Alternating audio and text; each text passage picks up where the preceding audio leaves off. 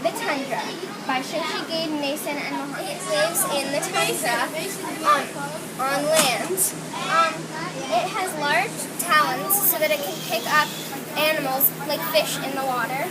That is one of its adaptations. And it can spot both predators and prey from afar with its good eyesight. This is the polar bear. It lives in the Arctic on snow and ice.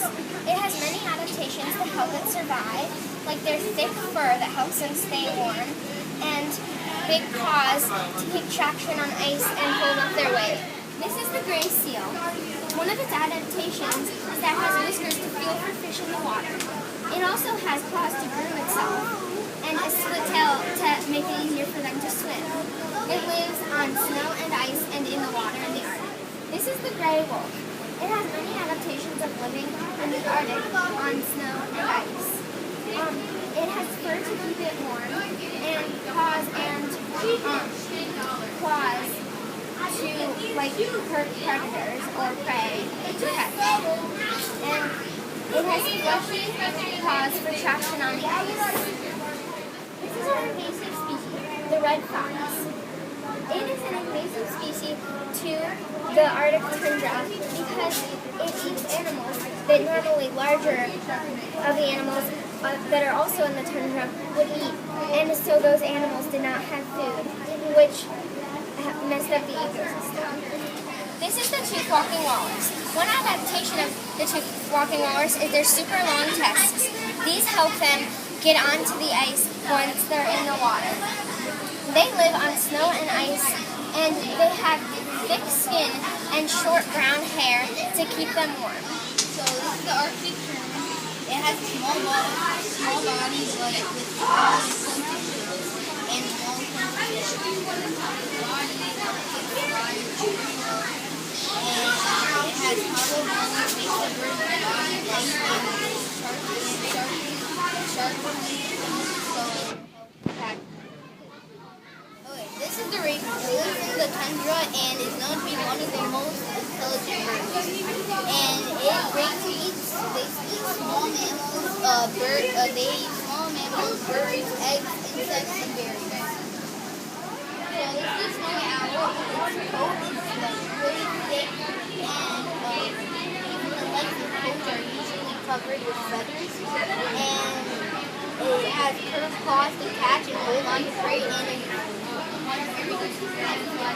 this is the orca. It lives in Arctic oceans and pretty much all oceans. Orcas are carnivores, and they eat fish and other animals that live in the water. Some of their adaptations are they can swim really fast, like 45 kilometers per hour, and the black and white on them helps them attract prey because it makes them feel smaller than they are. This is the diamond leaf willow, and the twigs for the diamond leaf willow are soft, thin, and they bend easily, and the leaves are narrow. The diamond leaf willow can grow to be 30 feet or just a few inches in height.